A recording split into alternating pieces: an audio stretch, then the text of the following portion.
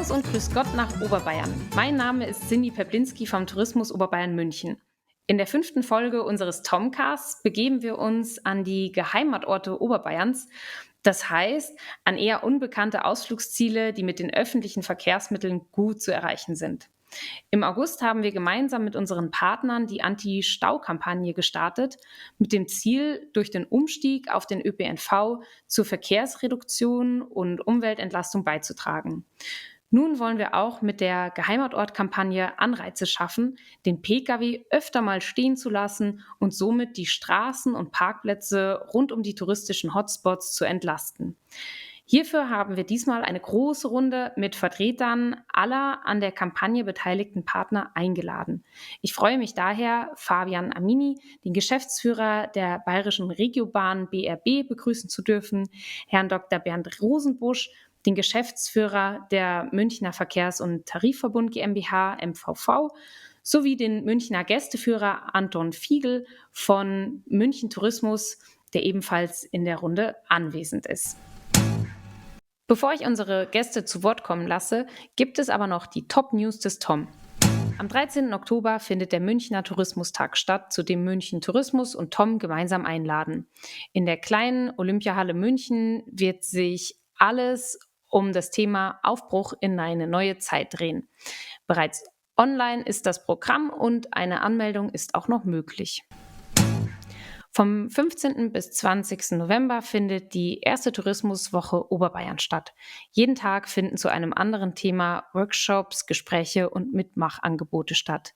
Weitere Informationen finden Sie unter www.top.oberbayern.de. Neue Website, Podcast, mehr Storytelling und Kampagnen. Der Tom geht neue Wege in der B2B-Kommunikation. Der Relaunch der B2B-Website ist bei dieser Entwicklung ein wichtiger Baustein gewesen. Heute am 5. Oktober fand ein Netzwerktreffen der DZT in Zürich statt, an dem Lea Hümmler vom Tom-Team teilnahm. Das Netzwerken und der entspannte Austausch mit den Kollegen aus der Schweiz stand dabei im Fokus. Teilgenommen haben außerdem Kollegen aus Ostbayern, Franken, Allgäu und Bayerisch-Schwaben. Das Oktoberfest in München ist auf der ganzen Welt bekannt. Doch viele Geschäftsideen wollen das Ansehen der Wiesn ausnutzen, ohne dass die bayerische Landeshauptstadt etwas davon hätte. Daher wurde nun das Oktoberfest nach 5-jähriger Prüfung als Marke geschützt. Ich muss mal wieder raus aus der Stadt. Zu unserem Lieblingssee? Nee, da fahren wir ja immer hin. Schwarzwald? Viel zu weit. Wohin dann? Ist dein Geheimnis. Jetzt traumhafte Orte in und um München finden. Ganz einfach und umweltfreundlich mit Bus und Bahn. Mehr spannende Ausflugstipps unter geheimatorte.de.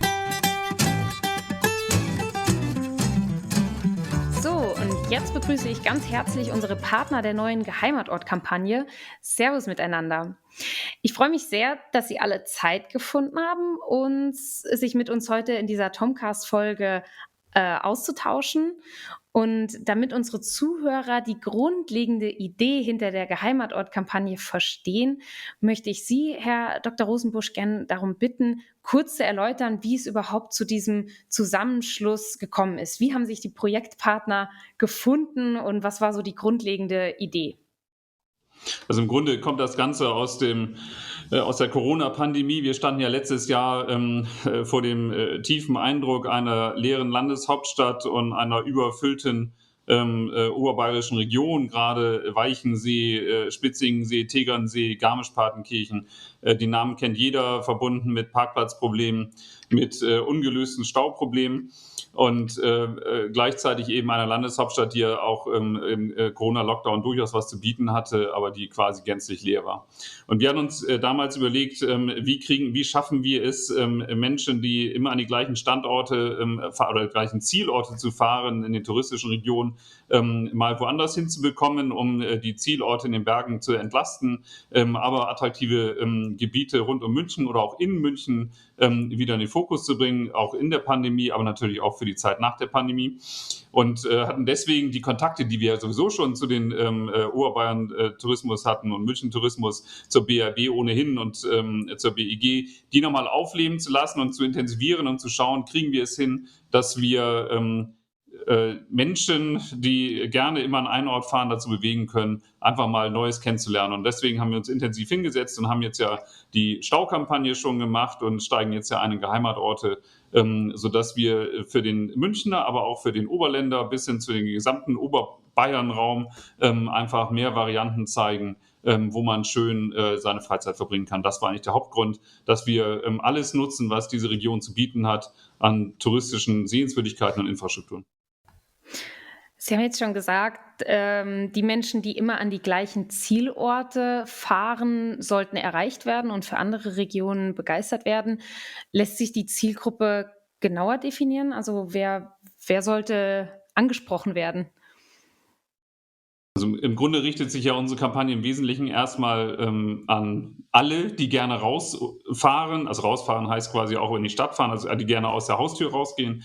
Sie richtet sich natürlich auch an Autofahrer, das ist klar, weil wir wollen natürlich den Autofahrer in die öffentlichen Verkehrsmittel bringen. Natürlich richtet sie sich auch an unsere heutigen Kunden, denen wollen wir auch was Neues zeigen. Aber ich glaube, die Zielgruppe ist da sehr breit. Okay. Vielleicht noch eine letzte Frage an Sie direkt. Geheimatort, so heißt die Kampagne. Was qualifiziert denn einen Geheimatort? Also er darf jetzt nicht ein totaler Hotspot sein, weil dann ist es nicht geheim. Er muss in Fußnähe vom Bahnhof oder von der Bushaltestelle sein, weil sonst quasi muss ich wieder mit dem Auto anreisen. Und er muss auch mit Bahn und Bus gut erreichbar sein. Also wir brauchen einen guten Takt, dass man auch gut hinkommt. Das Ziel ist wirklich, neue Orte zu entdecken, die ich ohne Auto quasi finden kann. Herr Fabian Amini, was würden Sie sagen, sind so die größten Herausforderungen für das Zusammenspiel der verschiedenen Verkehrsträger, die sich ja im Rahmen dieser Kampagne gefunden haben? Oder gab es überhaupt Herausforderungen? Also aus meiner Sicht gab es jetzt keine Herausforderungen im Status quo, aber ich denke, wir haben große Herausforderungen für die Zukunft, denn oftmals wird Verkehr noch von Station zu Station oder von Verkehrsträger innerhalb eines Verkehrsträgers von Station zu Station gedacht. Und was wir für die Zukunft brauchen und worauf wir hinwirken, ist eben eine wirklich gute, integrale und vertaktete, ein gutes, integrales, vertaktetes Angebot zu schaffen. Und anders werden wir die Menschen nicht überzeugen können, vom Auto auf den öffentlichen Verkehr umzusteigen. Konnten Sie während der Pandemie Auswirkungen auf die Gästezahlen spüren? Also ich nehme an, die Antwort lautet ja.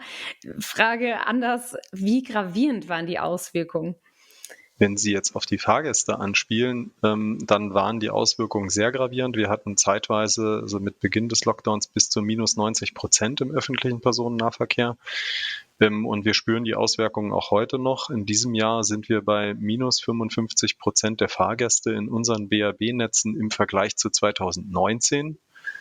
Das heißt, uns fehlt auch zusätzlich ja noch das Wachstum 2020 und 2021. Das heißt, wir liegen eigentlich so faktisch bei über -60%. Aktuell sind wir bei -35%, das heißt, die Tendenz ist positiv. Aber wir hinken immer noch weit hinter den Vor-Corona-Zahlen hinterher. Die gute Nachricht ist dann für alle, die vielleicht überlegen, auf den öffentlichen Verkehr auch wieder umzusteigen, es ist deutlich mehr Platz. Und das wollen wir jetzt hier auch mit der Kampagne erreichen, die Menschen dazu zu bewegen, auch mit öffentlichen Verkehrsmitteln zu den Ausflugszielen anzureisen. Das kann ich absolut nur bestätigen. Mindestens 1-2 Mal fahre ich in der Woche nach München rein von Holzkirchen aus und das ist wirklich sehr entspannt. Also man kann die Fahrt wirklich sehr genießen, man hat Platz um sich herum und ich liebe es wirklich, wenn dann vor allem so langsam die Landeshauptstadt auftaucht und umgekehrt mag ich es abends wieder Richtung Süden zu fahren und wenn dann ab Oberhaching die Berge auftauchen. Also ich genieße das schon sehr. Das ist die beste Werbung, die passieren kann. Und aus den großen Fenstern, aus denen Sie jetzt rausschauen können, nachdem wir die Neufahrzeuge haben, macht es noch viel mehr Spaß. Das stimmt. Kurzer Werbeblock an dieser Stelle. In welchen Regionen oder auf welchen Strecken konnten Sie denn eine besonders hohe Nachfrage feststellen oder eben eine sinkende Nachfrage?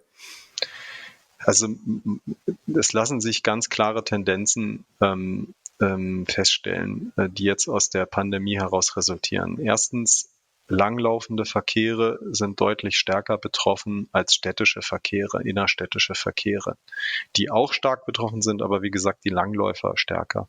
Zweitens, wir fahren ja auch grenzüberschreitend nach Kufstein und Salzburg beispielsweise. Und solche Verkehre, gerade dort, wo dann auch viele Auslandstouristen unterwegs sind auch stärker betroffen. Also unsere Relation nach Füssen beispielsweise, die auch stark von Auslandstouristen nachgefragt ist auch sehr stark betroffen.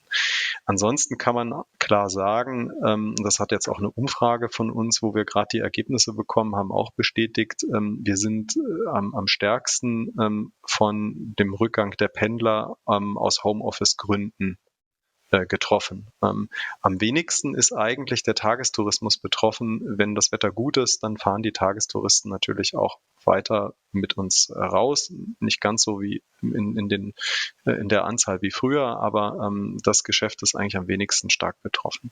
Und unsere Umfrage unter unseren Abonnenten, die gekündigt haben im letzten Jahr, hat eben ergeben, dass 70% unserer Abokündiger tatsächlich ausschließlich wegen des Homeoffice-Anteils, der jetzt deutlich gestiegen sind, gekündigt haben. Also das ist die Hauptgruppe, die wir verloren haben und für die wir uns auch neue Konzepte überlegen müssen. Das ist in der Tat ein Problem, wo man jetzt so touristisch schwer das Ganze unterstützen kann. Die Kampagne geht ja doch eher in eine andere Richtung und betrifft schon eher den Tagesgast. Ich hoffe, dass sie zumindest in dem Bereich unterstützen kann. Existieren denn neben der Geheimatort-Kampagne noch weitere Konzepte, die künftig dazu beitragen können, Besucher zu lenken und eben für das Thema Bahnfahren zu begeistern? Die Geheimatort-Kampagne ist trotzdem wichtig für uns, weil wir eben tatsächlich die Tagestouristen ja auch auf andere attraktive Ziele hinlenken wollen. Und auch da haben wir natürlich Corona-bedingt jetzt Rückgänge bei den Fahrgastzahlen zu verzeichnen. Also ist das genau ein Baustein, um den ÖPNV auch für alle wieder attraktiv zu gestalten. Natürlich gibt es auch noch weitere Bausteine auch zur Besucherlenkung, also beispielsweise die Alpenregion Tegernsee, Schliersee hat ein Konzept jetzt auf die Beine gestellt, welches vom Wirtschaftsministerium auch gefördert wird. Da geht es um die smarte Tourismusregion, die eben mit Sensorik und Prognosemodellen die Besucherströme lenken will in der Region. Das ist ein Konzept. Ansonsten tun wir natürlich auch eine Menge von unserem Betrieb aus, um den Bahnverkehr attraktiver zu machen. Da haben wir sehr viel auf der Angebotsseite getan, auf der Qualitätsseite getan, um eben Bahnfahren auch wieder attraktiver zu machen. Herr Dr. Rosenbusch, was meinen Sie, wie müssen ÖPNV-Konzepte sich generell verändern? Wir haben gerade gehört, Angebot, Qualität. Wie schafft man es auch zukünftig, nachhaltige Mobilität mit den öffentlichen Verkehrsmitteln möglich zu machen? Hat da der MVV konkrete Pläne? Also im Grunde muss das Ziel sein, dass Bus- und Bahnnutzung so einfach wird wie Autofahren. Ja, also wenn ich da 2 Stunden auf den Bus fahren muss, dann macht das kein Mensch. Das heißt, wir brauchen ein enges Taktangebot. Der Fabian Amini hat es gesagt. Die Bob fährt ja im Wesentlichen jetzt, die Oberlandbahn fährt im Wesentlichen in 30-Minuten-Takt. Die S-Bahn in München fährt fast durchgehend im 20-Minuten-Takt. Das heißt, in die Aubinger Lohe, an Starnberger See nach Herrsching komme ich fast immer im 20-Minuten-Takt, manchmal im 40-Minuten-Takt, aber sehr häufig. Wir haben viele Regionalbusse, die weiterfahren dann in Fürstenfeldbruck oder nach Andex hoch, die auch im Halbstundentakt fahren. Also wir sind da innerhalb des Großraums im wesentlichen Bereichen eigentlich schon so weit, wo man sagen kann, da brauche ich kein Auto mehr. Schwieriger wird es, wenn es dann wirklich weiter rausgeht, also Richtung Oberland, das ist noch gut versorgt, solange man quasi bis zum Bahnhof fahren will. Garmisch-Partenkirchen ist schon Stundentakt, ja, da braucht es am Schluss ehrlich gesagt ein zweites Gleis. Das zweite Gleis lag da schon mal, nämlich zur Olympiade 1936, dann hat das wieder jemand abgebaut. Das muss im Grunde wieder hin, gerade wenn wir wissen, dass da künftig 3 Tunnel gebaut werden rund um Garmisch. Das wird ja unglaublich viel Verkehr anziehen. Also die Leute kommen schneller nach Garmisch und werden dann die ganze Region zuparken. So, und wenn wir dagegen anhalten wollen und die Region entlasten wollen, dann heißt das, langfristig brauchen wir da mehr Gleise. Das dauert aber Jahre, das wissen wir alle. Das heißt, bis dahin brauchen wir ausgefeilte Konzepte, die Bahn und Bus ergänzen. Wir haben mehrere Vorschläge mal erarbeitet fürs Ministerium, indem wir Schnellbusse von München aus losfahren in Gebiete, wo keine Eisenbahn fährt, um einfach neue Zielgebiete zu erschließen in Oberbayern. Wir haben aber auch Vorschläge gemacht, wie man am Ende einer Autofahrt, also wenn ich die Autobahn verlasse, zum Beispiel an der A95, an der Ausfahrt Kochel quasi, aber eine Wiese miete, einen Park-and-Ride-Parkplatz hinbaue und von da mit kleinen Bussen dann zum Weichensee zum Beispiel hochfahre, um schlicht und ergreifend die letzten Kilometer dann in einem 15-Minuten-Takt mit dem Bus zum Beispiel anzubieten, damit nicht alle oben parken müssen oder sich da den Berg hochquälen.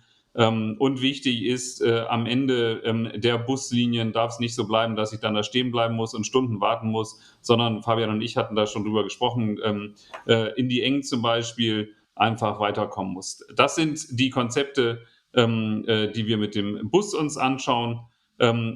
Ein zweites Thema ist das Thema Park and Ride und Bike and Ride. Also wenn ich nach München rein will und keine Eisenbahnverbindung habe, dass ich möglichst weit weg von der Stadt trotzdem noch attraktiv zum Beispiel an U-Bahnhöfen dann Park and Ride nutzen kann.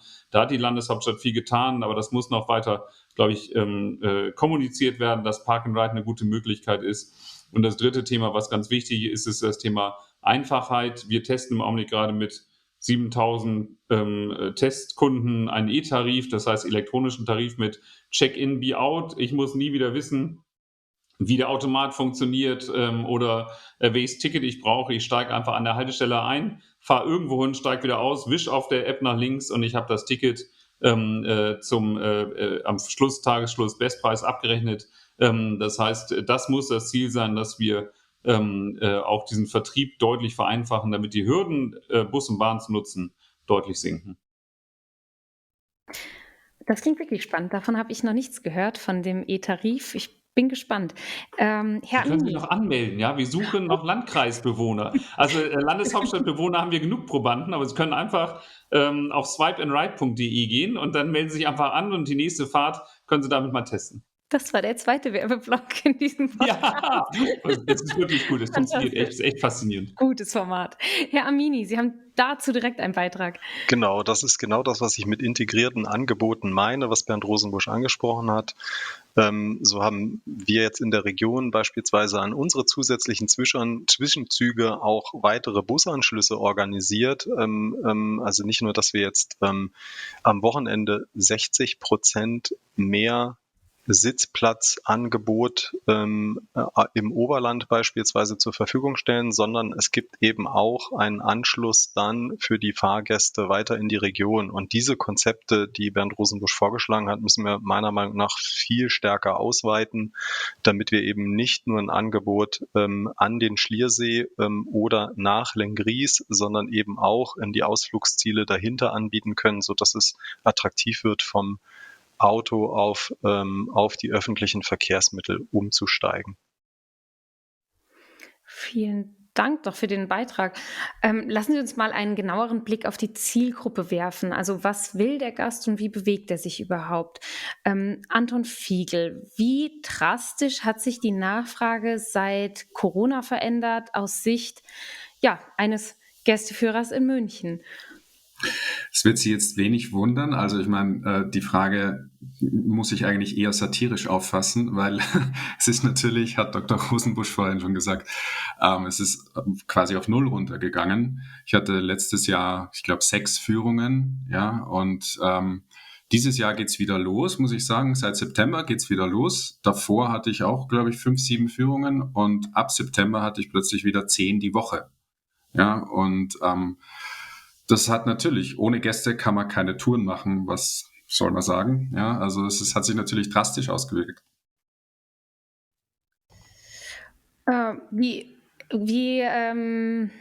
Welche Gästeführungen kommen denn besonders gut an? Sie haben gerade gesagt, 10 Führungen pro Woche. Das sind wahrscheinlich nicht immer die gleichen. Wie ist da die Nachfrage? Also das ist natürlich immer sehr unterschiedlich, wenn man so den typischen Gast hat, der mehr oder weniger zum ersten Mal in München ist. Oder zum Beispiel Schulklassen, die eine Klassenfahrt machen, die wollen natürlich die klassischen Highlights rund um den Marienplatz normalerweise, also klassische Altstadtführung. Was sehr schön ist, manchmal kriegt man die auch aufs Fahrrad. Dann macht man eine Fahrradführung, hat man einen viel größeren Radius, dann kann man München wirklich so zeigen, dass man sagt, hier will ich gar nicht mehr weg. Ja, also mit Englischer Garten und Königsplatz und hat halt wirklich wunderschöne Ecken an der Isar entlang und solche Sachen und nicht nur halt jetzt Residenz und Frauenkirche und so, sondern man kriegt da wirklich einen sehr umfassenden Eindruck, wenn man 2 Stunden mit dem Radl oder 3 Stunden mit dem Radl unterwegs ist. Im Moment haben wir ja gerade als Kampagne auch in München die Viertelführungen. Das ist natürlich eher etwas, was sich an Leute richtet, die München schon richtig gut kennen oder die glauben, München richtig gut zu kennen. Ich habe auch ganz oft Führungen München für Münchner und naja, da sind die Leute meistens auch verblüfft, was sie alles nicht wissen oder welche schönen Geschichten sie dazu erfahren zu dem, was sie wissen. Weil normalerweise macht man ja in der Stadt, in der man wohnt, keine Führung. Das macht man dann immer nur in Barcelona oder in London oder wo man auch immer hinfahrt. Und wenn man dann doch einmal in der Stadt, wo man wohnt und wo man eigentlich jeden Tag an den tollsten Sachen vorbeigeht und eigentlich gar nicht die Geschichten dahinter kennt, dann doch einmal die Geschichten dazu erzählt bekommt. Also ich habe immer wirklich sehr begeisterte Leute, selbst wenn man da die klassischste Altstadtführung macht, die man sich vorstellen kann. Aber gerade natürlich für Leute, die sagen, na doch, ich kenne mich schon ein bisschen aus in München, haben wir eben diese Viertelführungen gerade groß im Angebot in München. Und das ist wirklich auch was Tolles, weil die Leute freuen sich immer total, wenn sie etwas neu entdecken können oder etwas Neues entdecken können, das noch dazu in ihrer Stadt ist, von dem sie wirklich irgendwie mehr oder weniger keine Ahnung hatten. Ja, also ich habe zum Beispiel ganz oft Führungen von Leuten, die haben ihr Büro in Giesing und fahren aber immer nur von zu Hause nach Giesing und haben keine Ahnung, was so rund ums Büro alles zum Beispiel ist.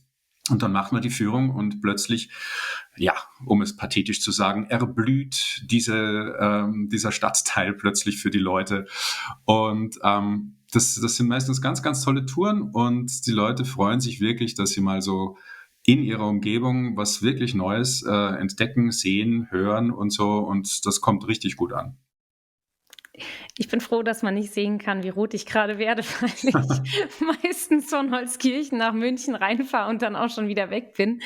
Hin und wieder mal abends durchlaufe. Aber ja, es werden dann die Anmeldungen von mir nächste Woche bekommen. Gerne. Es trifft schon wirklich sehr ins Schwarze, was Sie sagen. Inwieweit spielt denn die An- und Abreise der Gäste vor, während oder vielleicht auch nach den Führungen eine Rolle? Werden die Gäste vielleicht schon quasi darauf hingewiesen, dass sie mit den Öffentlichen anreisen sollen? Oder ist man vielleicht auch während einer Führung mit den öffentlichen Verkehrsmitteln unterwegs? Wie läuft das ab? Natürlich, das kommt vor. Was ich sagen kann, ist, dass zum Beispiel, wenn Gäste als Gruppe anreisen, also zum Beispiel eine Damenrunde oder irgendein Familienausflug, das ist ganz oft, dass die mit dem Zug anreisen, weil die ja quasi die Reise dadurch auch schon miteinander verbringen können. Also das ist eigentlich der Standard. Wenn ich irgendwie gerade so am Wochenende Gruppen habe, die halt gemeinsam sich München anschauen wollen, die kommen fast prinzipiell mit dem Zug. In der Stadt selber, es ist zum Beispiel so, dass ich öfter mal so amerikanische Studentengruppen habe, die bleiben dann gleich eine Woche da oder sowas. Die versorgen wir eigentlich grundsätzlich mit Tages- oder Mehrtagestickets, damit man da einfach unkompliziert mobil ist. Und das funktioniert auch einfach ganz wunderbar und easy. Ansonsten, wenn man jetzt quasi eine Gruppe hat, die nur 2-3 Stunden hat, dann macht man das entweder zu Fuß oder am Fahrrad und benutzt dabei normalerweise keine öffentlichen Verkehrsmittel jetzt. Aber ich meine, klar, das versteht sich eigentlich. Sie machen mir und wahrscheinlich uns allen auf jeden Fall Mut, dass gerade die unentdeckten Orte sehr stark nachgefragt sind, dass vor allem auch Einheimische sich vielleicht aufgrund des wegfallenden Fernurlaubs mehr und mehr mit ihrer eigenen Heimat intensiver beschäftigen. Und genau darauf zielt ja tatsächlich die Geheimatort-Kampagne auch ab. Also das freut mich wirklich sehr. Ich bin richtig gespannt, wie es anläuft. Das ein oder andere Plakat kann man ja schon jetzt in der Stadt entdecken und wir werden das Thema ja in den nächsten Wochen und Monaten noch weiter befeuern. Meine Herren, wir sind damit schon am Ende unserer Runde. Ich möchte mich ganz herzlich bedanken, dass Sie heute meine Gäste waren und am Ende eines jeden Tomcasts geben wir den Zuhörern immer noch einen Ausflugstipp für das kommende Wochenende. Daher die Frage in die Runde, welches Ihr liebster Geheimatort ist. Herr Amini, wie sieht es da bei Ihnen aus? Also einer der Geheimatorte ist ja der Jägerkamp. Und das ist aus meiner Sicht ein sehr schönes Ausflugsziel, natürlich auch mit der Oberlandbahn erreichbar. Der Tipp dabei ist, das vielleicht mal im Winter auszuprobieren, weil das habe ich selbst schon gemacht.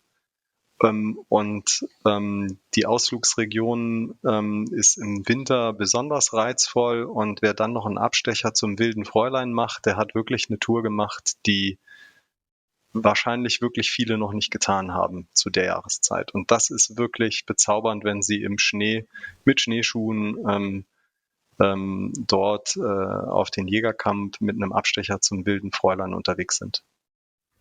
Das hört sich gut an. Und die ersten Wetterprognosen lassen ja schon auf den ersten Schnee hoffen. Also allzu lange wird es wohl nicht mehr dauern. Herr Dr. Rosenbusch, was ist Ihr Tipp für die Zuhörerinnen und Zuhörer? Also eine räumliche Variante wäre von Kochel nach Benediktbeuern, also mit der Bahn anreisen und dann durchs Moor laufen. Fantastisch, das hatten wir kürzlich gemacht. Alternativ dazu, weil Herr Fiegel, ich habe es mal gemacht in Pasing, ja, da fahre ich mit der S-Bahn immer durch, aber man steigt selten aus. Haben wir auch mal eine Führung durchgemacht, ein ganz toller, spannender Stadtteil, also das was für die Städter. Und wenn man nicht so weit fahren müsste als Münchner, die Aubinger Loh, ich hatte es vorhin schon gesagt, da waren wir letztes Jahr mal spazieren mit der S-Bahn, wunderbar zu erreichen, auch da noch ein empfehlenswertes Fazit.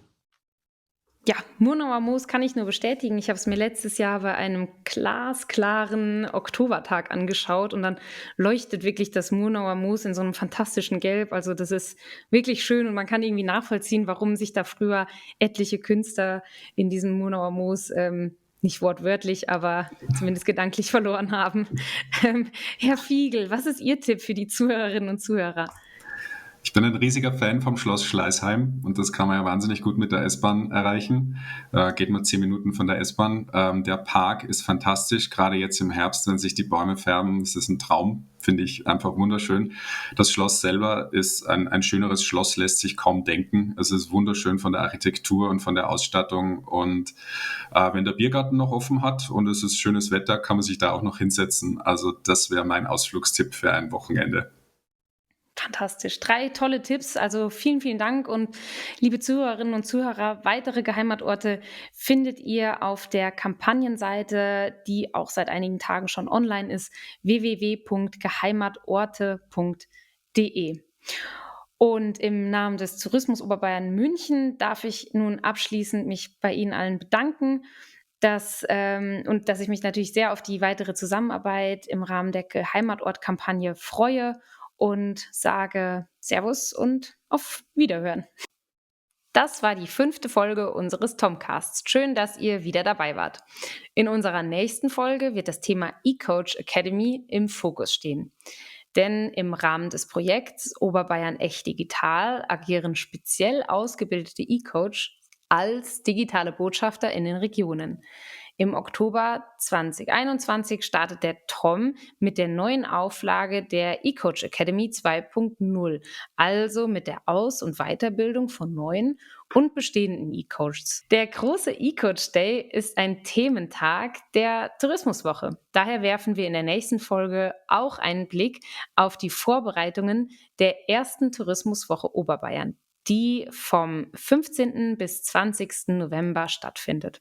Freuen Sie sich auf den Tag der Digitalisierung, der Arbeit im Tourismus, der Tourismushelden, der Tourismuswirtschaft, den Tag des Tourismus bei mir daheim und den Tag der Tourists-Infos. Bis zum nächsten Mal, bleibt's gesund, euer Tom-Team.